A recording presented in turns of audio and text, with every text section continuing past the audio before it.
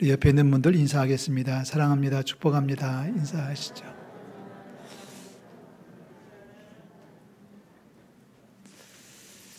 지난 한 주간은 특별히 웃을 일이 별로 없었던 것 같습니다. 제 개인적으로. 그래도 역부로 많이 웃었습니다. 산에 갔다가 미끄러져 좀 다쳤거든요. 그래도 큰 사고 안 당하고 골절되지 않은 것이 얼마나 감사한지요. 또 넘어질 뻔했는데 안 넘어진 것도 감사하고, 그래서 지난 한 주간은 의도적으로 그렇게 살았습니다. 웃어야지, 더 많이 노래해야지. 또 하나 뭐였죠? 아니, 노래가 찬송이고요. 네, 감사하지. 더 많이 감사해야지. 반을 맞춰주셔서 감사해요. 지난 주간에 얼마나 많이 웃으면서 사셨는지 모르겠습니다. 요즘 뉴스를 보면은 자주 등장하는 단어가 있더라고요. 전망이라는 단어가 있습니다. 예측이라는 단어가 있어요. 하도 경기가 어렵고 여러 가지 상황이 부정확하니까, 불분명하니까 이제 전문가들을 동원해 가지고 앞으로의 전망이 어떠냐, 또 어떻게 예측할 수 있느냐. 우리는 이미 일기예보에 익숙해져 있고요. 또 요즘은 경기 전망, 경제 지표 뭐 이런 것들을 우리가 보고 있습니다.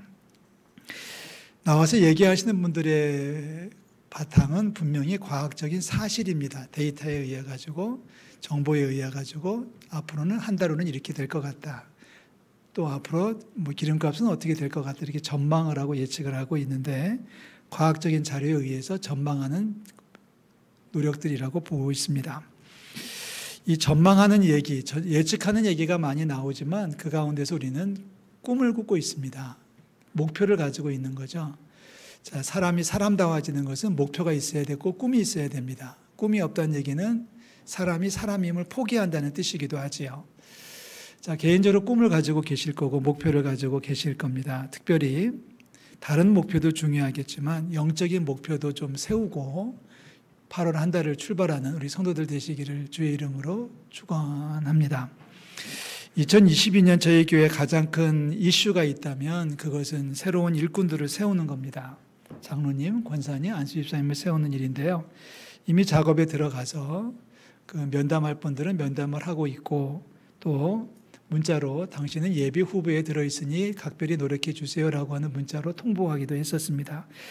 면담을 하거나 통보를 하는 이유는 분명합니다. 지금부터 열심히 노력해서 좀 더 믿음의 진보를 이루어 가십시오라고 하는 특별한 당부입니다. 결정은 11월 말 12월 가서 하게 되겠습니다만 그때까지 볼 겁니다. 어떤 분이 믿음의 진보가 있는지, 믿음의 성숙이 계속 이어지고 있는지, 노력하고 있는지. 그래서 어느 정도 수준을 보겠지만 어느 정도 수준을 보는 것과 동시에 이제 믿음의 진보가 있느냐 없느냐를 보게 되는 건데요. 목표가 있어야지 진보를 하는 거겠죠. 그죠? 우리 8월 한 달 목표를 가지고 특별히 임직 후보자들 믿음 안에 달려갈 수 있기를 주의 이름으로 부탁을 드립니다. 지금 같아서는 아마 거의 절반 이상이 도달하지 못할 것 같아서 걱정이 태산 같습니다. 진보하는 모습이 보여질 수 있기를 바라고요. 아니 임직 후보자들만이 아니라 우리 모두가 그렇죠. 저도 목사이지만 어제보다 오늘보다 내일이 더 나아져야 될 줄로 믿습니다. 아멘. 적어도 우리의 몸은 쇠퇴할 수밖에 없겠죠. 낡고 후패하겠지만 우리의 속사람은 더 강건해져서 그리스도의 장성한 분량에까지 이르는 우리 성도들 되시기를 주의 이름으로 축복합니다. 자, 전망 말씀드렸어요. 목표 말씀드렸습니다. 이제 한 단계를 더 뛰어넘으면 소망이라는 게 있습니다. 소망이라고 하는 것은 적어도 성경에서 말하고 있는 소망은 하나님의 뜻 안에서 하나님의 영광을 위하여 그리스도 예수의 마음으로 감당할 수 있는 게 소망입니다. 그러니까 세상에서는 헛된 꿈도 꾸고 여러 가지 얘기하겠지만 세상 얘기고, 적어도 성경에서 말하고 있는 소망은 그렇습니다. 하나님의 뜻 안에서 하나님의 영광을 위하여 그리스도 예수의 마음으로 이루어내는 것. 쉬운 말로 말하면 내 능력을 가지고서 이렇게 될 것이다 라고 하는 것이 우리의 계획이고 꿈이라고 목표라고 한다면, 소망을 가진 그리스도인은 나는 이것밖에 못 되겠지만 주께서 도와주셔서 이만큼 올라가기를 원합니다 라고 말하는 게 소망입니다. 할렐루야. 그죠? 전망은 과학적인 자료를 가지고 이렇게 될 거야 라고 하는 수동적인 의미가 있다면, 계획이라고 하는 것은, 목표라는 것은 내가 세우는 거니까 내가 도전하는 거고, 내가 도전할 때는 내 능력에 맞게 이 정도는 내가 할 수 있지 않겠어 하고 도전한다면, 우리가 소망을 갖는다는 것은 하나님 함께 해주시기 때문에 이만큼 올라갈 수 있을 거야. 지금 나는 못하지만 나는 이 정도는 올라갈 수 있을 거야. 왜? 근거는 하나님이 나를 사랑하시기 때문에 그렇습니다. 성경 말씀은 소망에 관한 책입니다. 특별히 신약 성경은 소망을 주로 얘기합니다. 신약 성경은 기간으로 본, 역사적 배경으로 보면 약 50년 정도의 배경을 가지고 있는 책 아닙니까? 예수님 부활하시고 나서부터 100년 되기 전까지 이야기들이 이제 성경 말씀이 신약 성경에 기록이 되어져 있는데, 이 짧은 신약 성경 배경에도 불구하고 신약 성경은 48번 소망을 얘기합니다. 꿈 빼고 소망이라는 단어가 48번이 등장을 해요. 그만큼 어려웠지만 소망을 가졌다고 하는, 힘들었기 때문에 초대 그리스도인들은 소망을 붙들고 살았다고 하는 것을 우리가 알 수 있습니다. 자, 여러 가지 어려움이 있었죠. 전염병이 돌았습니다. 우리들처럼 전염병이 돌았습니다. 근데 우리는 그 사람들보다는 과학과 의학의 도움을 받고 있고, 우리는 지금 2년 반 허덕거리고 있지만 초대교회 성도들은 수십 년 동안 과학도 없이 의학도 없이 전염병을 거쳐야만 됐습니다. 몇 명이 죽었는지조차 기록을 찾아볼 수 없을 정도로 그냥 사람들이 그렇게 허무하게 끝냈던 것이 초대교회가 거쳤던 전염병입니다. 경제적으로 심히 곤란합니다. 요즘 물가가 오르고 경제적으로 많이 어려워서 많이 힘들어하는 분들이 계시지 않습니까? 우린 모두가 다 힘들겠죠. 제가 말을 잘못했나요? 힘들어하는 분이 계신 게 아니라 다 힘듭니다. 다 힘들지만 초대교회 생각하면 우리보다 훨씬 힘들었습니다. 초대교회는 먹을 것이 없어서가 아니라, 먹기 싫어서가 아니라 먹을 게 아무것도 없었습니다. 하루에 한 끼 먹었다면 가장 깊이 쉽게 이해를 하실 거예요. 그것도 배불리 먹은 게 아니에요. 우리 성경 말씀에 그런 말씀이 있죠. 냉수 한 잔이라도 대접하면 크게 대접하는 거다, 나그네에게. 그렇게 말을 하는데, 우리 시대에 냉수 한 그릇 대접하고 대접했다라고 소리치면 안 됩니다. 그때는 냉수 한 컵이 없던 시절입니다. 아마 웬만한 사람들은 수십 년 살아오면서 물을 벌컥벌컥, 너무 물이 넘쳐가지고 옆에 줄줄 흐르면서 마셔본 경험이 수십 년 동안 한 명도 없었던 시절이 바로 그 시대입니다. 우리 로마나 그리스, 터키를 여행하신 분들은 지하 무덤이라고 하는 소위 카타콤베를 가보신 분들이 계실 거예요. 카타콤베에서 느끼는 감정이 뭡니까? 카타콤베를 가보신 분들은 무엇을 느끼셨습니까? 저는 몇 년 전에 카타콤베를 가서 느낀 점이 뭐냐면, 사람이 이렇게도 살아갈 수 있구나 라고 하는 거예요. 카타콤베의 삶이 어땠습니까? 여러분, 카타콤베 지하에다가 시설을 만들어 가지고 무덤을 개조해 가지고 거기서 생활터전을 잡아서 살았습니다. 2박 3일 산 게 아닙니다. 20일 산 게 아니라 평생을 그렇게 살았습니다. 대부분의 카타콤베 사람들은 지하 카타콤베에서 평생 거기서 태어났고 거기서 자랐고 거기서 살다가 평균 연령 40세에 운명했습니다. 대부분의 그 사람들은 한 번도 햇빛을 구경하지 못한 채 살았습니다. 이유는 뭐예요? 믿음의 자유를 지키기 위해서. 그들이 살 수 있는 동력은 뭐예요? 하나님이 우리를 새로운 나라로 인도해 주실 거라고 하는 기대감과 소망을 가지고 이렇게 살았습니다. 성경은 소망에 관한 책입니다. 다시 말해서 그리스도인은 소망을 잃어버리면 그리스도인답지 못한 겁니다. 제가 그런 말씀드렸죠. 사람이 목표가 없으면 사람임을 포기한 거다. 그리스도인이 소망을 포기하면 그리스도인임을 포기한 거다. 이렇게 말씀드릴 수 있겠습니다. 자, 이 소망 가운데서도 오늘 사도 베드로는 한 단계를 더 뛰어넘어서 산소망이라는 얘기를 합니다. 무슨 소망이에요? 살아있는 소망입니다. 살아있는 소망이라는 얘기는 그냥 헛된 꿈이 아니라는 거죠. 그냥 막연한 기대가 아니라는 거죠. 그냥 생각 없이 말하는 그런 것이 아니라 하나님이 함께해 주셔서 하나님이 함께 하심을 믿기 때문에 하나님이 도와주셔서 멋진 삶을 살 수 있을 것이라고 하는 소망입니다. 헛된 꿈이 아닙니다. 막연한 기대가 아닙니다. 살아있는 소망입니다. 다시 말해서 하나님이 함께해 주시기 때문에 지금 환난이지만 지금 기뻐할 수 있는 게 그리스도인의 모습이라고 하는 겁니다. 자, 오늘 우리가 읽은 말씀 16절 3절부터 읽었는데요. 3절에 보면 얘기하시죠. 그의 많으신 긍휼대로 예수 그리스도를 죽은 자 가운데서 부활하게 하심으로 말미암아 우리를 거듭나게 하사 산소망이 있게 하시며. 자, 이 산소망을 누가 주시는 거예요? 내가 갖는 게 아니라 하나님이 주시는 하늘의 축복인 줄로 믿습니다. 하나님이 함께 하신다는 약속이고요. 하나님이 이루어 주신다는 축복의 메시지입니다. 산소망이 있어요. 산소망이 있는데, 자, 이 산소망을 가지고 있는 사람의 살아가는 모습을 6절에서 읽을 수 있습니다. 6절 말씀 다 같이 읽겠습니다. 그러므로 너희가 이제 여러 가지 시험으로 말미암아 잠깐 오히려 크게 기뻐하도다. 아멘. 여러 가지 시험, 여러 가지 환난과 역경 때문에 지금 근심하는데, 첫 번째는 근심이 길지 않을 거예요. 잠깐이에요라고 말씀하고 있고요. 자, 근심이 잠깐 동안 있다가 없어질 테니까 지금 어떻게 할 거냐? 오히려 어떻게 해요? 크게 기뻐하는도다. 이게 그리스도인의 살아가는 모습입니다. 환난 가운데서도 기뻐할 수 있는 것. 환난 가운데서도 기뻐할 수 있는 이유는 뭐냐면 중간에 소망이 있기 때문입니다.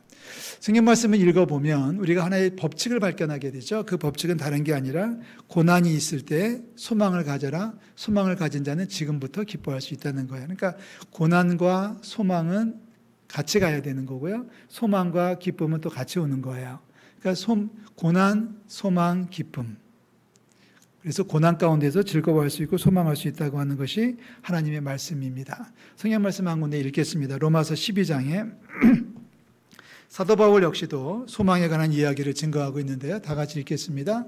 소망 중에 즐거워하며 환난 중에 참으며 기도에 항상 힘쓰며 성도들의 쓸 것을 공급하며 손대접하기를 힘쓰라. 너희를 박해하는 자를 축복하라. 축복하고 저주하지 말라. 아멘. 여러분 이 말씀 자세히 들여다보십시오. 자, 이 말씀을 잘 보십시오. 문제가 나갑니다. 소망 중에 어떻게 해요? 자, 소망은 지금 이루어진 겁니까? 앞으로 이루어질 것입니까? 앞으로 이루어질 겁니다. 그렇다면 지금은 환난이에요. 지금은 당장은 환난인데 지금부터 즐거워하라고 하는 거예요. 이게 믿음이고 이게 하나님의 축복이고 이게 그리스도인이 살아가는 모습입니다. 소망 중에는 즐거워할 수 있고요. 두 번째, 환난 중에 참아야죠. 그 다음에 이 어려움 가운데서도 앞이 캄캄할지라도 우리가 할 수 있는 최고의 능력이 있잖아요. 그것은 기도하는 겁니다. 그래서 기도에 항상 힘쓰며라고 얘기하고 있습니다. 이 소망 중에 즐거워하고 환난 중에 참고 항상 기도에 힘쓰는 것은 내가 할 일이에요. 나 혼자 할 일이에요. 그렇다면 이제 내가 밖에 나와서 누구를 만났을 때는 어떻게 해야 되겠습니까? 교회 안에서 성도들을 만납니다. 자, 뭐라고 해요? 성도들의 쓸 것을 공급하며. 환난 중에 있어요. 아직 환난 중에 있지만 교회 와보니까 누가 어려워하는 분이 계신 거예요. 힘들어하는 분이 계신 거예요. 그렇다면 우리가 그분들을 모르는 척할 게 아니라 그를 위해서 기도해야 되고 그를 격려해야 되고 그가 쓸 것을 공급할 수 있다면 최고의 삶을 살아가는 거죠. 자, 교회 바깥에 나가니까 또 어려운 모습들이 있어요. 교회 바깥에 나가니까 또 문제가 있어요. 어려운 사람이 또 있어요. 그러면 그들을 못 본 척 하지 말고 그들을 대접하십시오라고 성경은 얘기하고 있습니다. 지난주 수요일 날 우리 관할 주민센터 동장님이 저희 교회를 왔다 가셨는데 저희 당회에서 준비하고 몇몇 봉사자들이 노력을 해서 이번 달부터 우리 동사무소 동 안에 있는 어려운 사람들 10가정을 선택을 해서 매월 한 번씩 생필품을 지원하기로 해서 그 첫날 여러분 주부의 사진이 찍혀 있어요. 첫 번째 행사를 거행했습니다. 하면서 참 마음이 좋았어요. 우리가 누군가를 도울 수 있다는 것이 얼마나 좋은지. 그래서 10가정을 선정을 해가지고 10가정에 필요한 것들을 공급하는 행사를 지난주 수요일에 시작을 했고 앞으로 매월 한 번씩 계속하게 될 것입니다. 교회가 존재하는 이유는 바로 이웃을 공동체를 섬기는 일인 줄로 믿습니다. 그리스도인이 존재하는 이유는 오늘 우리가 읽은 말씀처럼 성도들의 쓸 것을 공급하며 손대접하기를 힘쓰는 거죠. 자, 한 걸음 더 나아갈게요. 우리 로마서 12장 14절은 뭐라고 말해요? 너희를 박해하는 자를 축복하라고 얘기했습니다. 할렐루야. 교회 안에 있는 자들을 돕는 것이 끝나는 게 아니라 교회 바깥에 있는 어려운 사람을 돕는 것이 전부가 아니라 더 나아가서 박해하는 자들까지도 축복할 수 있다면 그리스도인다운 모습을 살아가는 것이다라고 말씀을 하고 있습니다. 우리 소망 중에 즐거워하며 환난이 왔지만 참고 그리고 항상 기도에 힘쓰는 성도들 되시기를 주의 이름으로 축원합니다. 성도들의 쓸 것을 공급하며 손대접하기를 힘쓰고 박해하는 자들 원수들까지도 사랑할 수 있는 넉넉한 그리스도인들이 되시기를 주의 이름으로 축원합니다. 자, 이 말을 우리는 베드로전서 3장에서 한 번 더 확인하게 되는데요. 베드로가 말합니다. 살아있는 소망, 산 소망을 가지고 살아가는 사람들의 모습을 이야기하고 있습니다. 너희 마음에 그리스도를 주로 삼아 어떻게 하고? 거룩하게 하고, 너희 속에 있는 소망에 관한 이유를 묻는 자들에게 대답할 것을 항상 준비하되, 뭐로 준비해요? 온유와 두려움으로 하고. 16절, 선한 양심을 가지십시오. 자, 이 말씀을 좀 우리가 오늘 말씀드리고 말씀을 정리를 하려고 합니다. 자, 베드로가 살던 시대는 엄청나게 어려웠습니다. 여러분 아시죠? 베드로가 살던 시절은 정말 힘들었고, 이 말씀을 베드로는 박해받고 고난받는 그리스도인들에게 주어진 편지로 썼습니다. 그리고 이 편지를 쓰고 난 다음에 베드로가 보낸 첫 번째 편지를 쓰고 베드로가 보낸 두 번째 편지까지 쓴 다음에 베드로는 결국 순교를 당합니다. 이 절박한 상황 속에서 베드로가 했던 말은 뭐냐면 소망을 가지세요라는 말씀을 했고, 그 소망도 보통 소망이 아니라 산 소망을 가지세요라고 설명을 했습니다. 그리고 나서 3장에 가서 이렇게 얘기를 한 거예요. 3장에 가서 우리가 사람들이 우리에게 물을 때 우리 안에 있는 소망에 관한 이유를 분명히 얘기를 해 주십시오 라고 강조합니다. 모르잖아요. 저 사람들은 모르잖아요. 장래가 있다는 건 모르잖아요. 여러분 그 얘기 아세요? 하루살이한테 내일 얘기해도 모릅니다. 하루살이한테 내일 만나자 그러면 내일이 뭔지를 몰라요. 내일이 뭔지를 몰라요. 제 방에 화초가, 이름도 모르는 화초가 하나가 있는데, 제 방의 화초를 저희 집사람들 관심을 가지고 돌아보기 때문에 어제 사무실에 나왔길래 얘 좀 봐줘요 그랬더니 아주 지금 안 듣겠죠? 아주 모질게 얘기하더라고요. 갖다 버려요 그러더라고요. 아니 화초를, 저희 집은 제 방에는 화초가 좀 비틀비틀하면 시들시들하면 저희 수령이 와가지고 병원에 입원시켜요. 그래서 입원시켜가지고 뭐 거기서 뭣도 주고 해서 나으면 다시 또 가져와요. 저희 집이 병원이에요. 집에 가서 이제 다 치료해갖고 이제 싱싱해지면 다시 돌아오기도 하는데, 아주 어제는 저를 보더니만 당당하게 얘기하고 아주 사람이 무섭게 얘기하더라고요. 그때 버려요. 왜 버리냐 그랬더니, 여러분 뭔 이유 아세요? 1년초래요. 어차피 1년이면 죽는 화초래요. 그러니까 굳이 그거를 끓이고 살리려고 할 이유가 없는 거예요. 걔한테는, 그 화초한테 미안하지만 내년이 없어요. 내년이 없어요. 하루살이한테는 내일이 없고 1년초한테는 내년이 없는 거예요. 그런 동물이 많죠. 1년만 살다가 끝나는 동물 많죠. 저기 밖에 있는 사람들은 내 생이 없어요. 우리가 아무리 그 사람들에게 미래를 얘기하고 천국을 얘기하고 하나님 나라를 이야기한다 할지라도 그 사람들은 알아듣지를 못해요. 그런데 그 사람들이 알아듣게끔 얘기를 해줘야 돼요. 자, 그러기 위해서 우리가 어떻게 준비해야 되느냐, 베드로가 오늘 말씀을 하고 있습니다. 첫째는 그리스도를 주로 삼아 거룩하게 하십시오 라고 얘기합니다. 그리스도를 주로 삼아 거룩하게 하십시오. 여기 앉아 계신 분들의 공통점이 있다면 예수님을 믿는 사람들입니다. 할렐루야. 예수를 믿는 분들이 여기 앉아서 예배를 하고 있어요. 그렇다면 우리의 삶은 어떻게 되어야 되냐? 거룩해져야 됩니다. 여기 성경 말씀에 거룩하다는 얘기는 구별됐다는 얘기입니다. 구별됐다는 얘기는 뭐 빛이 나고 뭐 의리의리하고 화려하고 뭐 이런 모습이 아니라 세상과는 좀 구별된 모습으로 살아야 된다, 이런 뜻이에요. 지금 구별되어 있으시잖아요. 옷은 똑같이 입고 계시지만 예배당에 앉아 있다고 하는 자체는 거룩한 성전에 계신, 구별된 성전에 계신 거고요. 거룩한 시간을 보내고 있는 거. 그래서 우리를 향해서 성도라고 부를 수 있습니다. 여러분 앞에 있는 책이 성경입니다. 똑같은 종이로 인쇄됐지만 하나님의 말씀을 담고 있기 때문에 우리는 거룩한 책이라고 부르고 있습니다. 성전입니다. 성도입니다. 성경입니다. 그 외에도 많은 말씀들이 있겠죠. 우리 세상 사람들과 좀 구별된 삶을 사시기를 주의 이름으로 축원합니다. 7월 말 8월 초 되면은 목사님들이 많이 힘들어요. 저도 힘듭니다. 힘든 이유는 성도들이 안 보여서 힘든 거예요. 왜 안 보이는지 아시죠? 휴가를 가는 거예요. 말도 없이 가요. 그리고 말도 없이 와요. 뭐 휴가를 가는 게 잘못은 아닙니다. 휴가를 가셔야 됩니다. 저는 휴가를 가시라고 장려하고 싶습니다. 그런데 그리스도인은 휴가를 가도 그리스도인답게 휴가를 보내셔야 됩니다. 지나가는 말로 한마디 할게요. 여러분 휴가를 가실 때 꼭 성경책을 좀 가지고 가십시오. 그리고 만약에 피치 못해서 주의를 끼고 휴가를 가실 수밖에 없는 상황이라면 가까운 교회 가서 예배하십시오. 그리스도인답게 아니 아무도 나를 안 보니까 휴가 왔으니까 아무도 나를 모르니까 좀 실컷 먹고 마시면서 돌아볼까? 라고 생각하시면 우여거서 보고 계시단 말이죠. 거룩입니다. 거룩. 두 번째 뭐예요? 대답할 것은 항상 준비해야 돼. 온유와 두려움으로 하십시오. 자, 온유라고 하는 것은 부드러움입니다. 여유입니다. 느긋함이고 평정을 이룰 수 있는 게 온유입니다. 요즘 온유가 많이 깨지고 있는 것 같아서 마음이 아픕니다. 코로나 때문에 경제가 어렵기 때문에 또 날씨가 덥기 때문에 쉽게 화를 내고 쉽게 싸우고 쉽게 사고를 치는 경우가 너무 많습니다. 한 가지만 얘기한다면 지난주에 있었던 사건 중에 어떤 공장에서 같이 일하고 같이 기숙사에 있는 어떤 해외에서 온 동포들이 우리나라 사람은 아니에요. 또 제가 국적은 얘기하지 않겠습니다.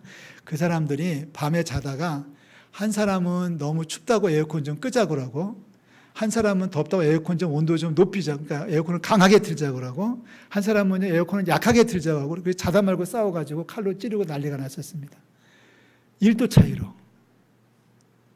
그게 무슨 사람을 죽일 만한 큰일이라고 에어컨 온도를 높이자, 아니야 에어컨을 좀 낮추자, 그것 가지고 싸웠습니다. 옆에 선풍기 틀고 계신 분들 잘 사십시오. 그 칼불이 날 수 있습니다. 양보를 못하는 거죠. 양보를 못하는 거예요. 뭐 그런 얘기 하자면 마음이 아픕니다. 거기까지만 하면 충분할 것 같습니다. 온유, 그러면 좀 더 참고 감사할 수 있는 우리 성도들 되시기를 주의 이름으로 부탁을 드립니다. 자, 두려움이 뭐겠습니까? 두려움.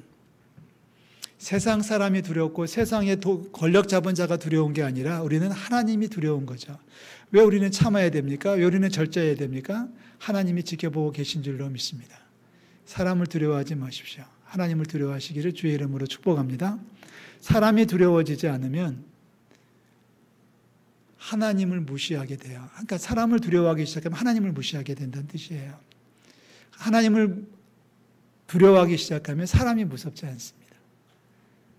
그러면 선택하십시오. 내가 사람을 무서워하랴, 하나님을 무서워하랴. 다시 얘기할까요? 하나님을 두려워하는 사람들은 사람이 두렵지 않습니다.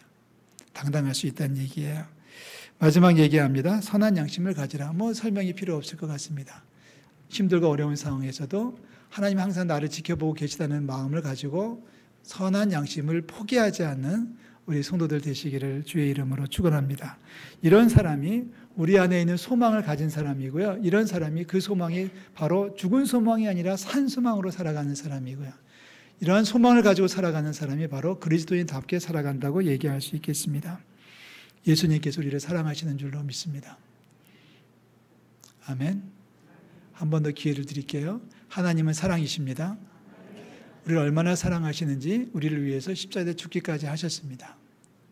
그 믿음, 그 사랑에 감사해서 오늘도 남은 세월도 이번 한 주간도 믿음으로 승리하는 우리 모든 성도들 되시기를 주의 이름으로 축복합니다.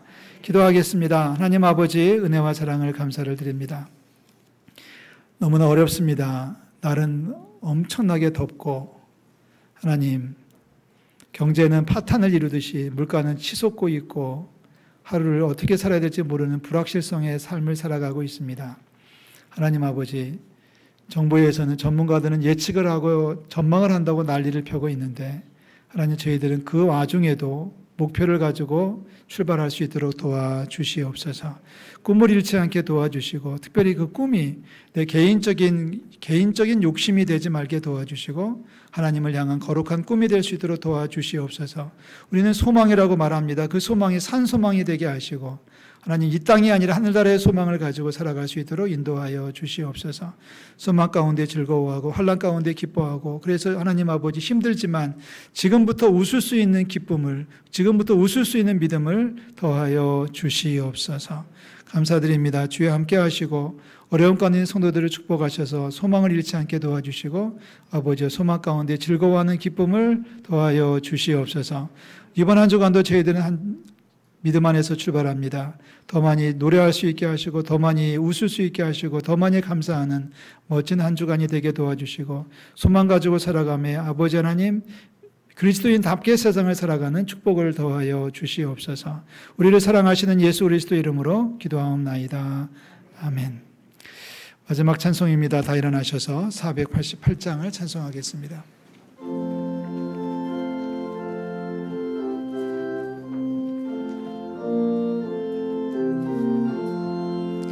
이 몸의 소망 무언가 우리 주 예수뿐일세.